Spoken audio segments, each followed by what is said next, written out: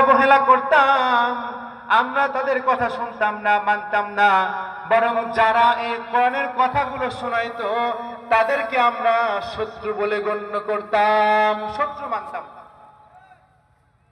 কোরআন থেকে কথা বলে, সে বলে যে হুজুর রাজনীতির কথা বলবেন না, এমন ডাকাত আছে নাকি? নাই, সব জায়গাতে আছে।